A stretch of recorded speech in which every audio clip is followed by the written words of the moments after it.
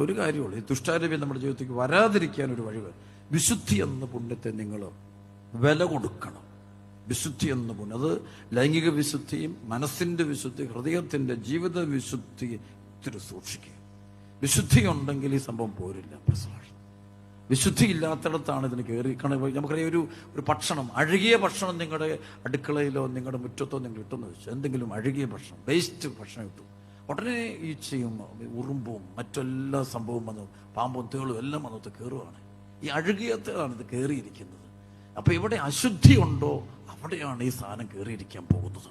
അശുദ്ധി ഉണ്ടെങ്കിൽ അവനവിടെ കയറിയിരിപ്പുണ്ട്. നമ്മൾ നോക്കുമ്പോൾ പ്രവർത്തിക്കുന്നില്ല, അങ്ങനെയൊന്നുമില്ല നമ്മൾ പറയും. പക്ഷെ അവൻ അവിടെ ഉണ്ട്, അവൻ പ്രവർത്തിക്കുന്നുണ്ട്, ബ്ലോക്ക് ചെയ്യുന്നുമുണ്ട്. നിങ്ങള് മോശമായ സിനിമകളും സംഭവങ്ങൾ കാണുമ്പോൾ ഓർത്തോണം, അവനവിടെ നിന്ന് പ്രവർത്തിക്കുന്നുണ്ടോ, നന്നായിട്ട് പ്രവർത്തിക്കുന്നുണ്ട്.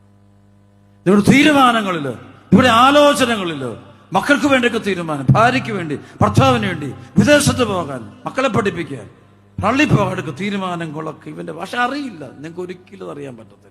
കുറേ കാലത്തിന് ശേഷം അറിയാൻ പറ്റും എന്തുകൊണ്ട് എനിക്കിത് സംഭവിച്ചു, എന്തുകൊണ്ട് ഞാൻ ഇങ്ങനെ ആയിപ്പോയി എന്ന്. ഓരോരുത്തരും സങ്കടപ്പെടുമ്പോൾ ഓർത്തോണം ഈ ഒരു പശ്ചാത്തലമുണ്ട്.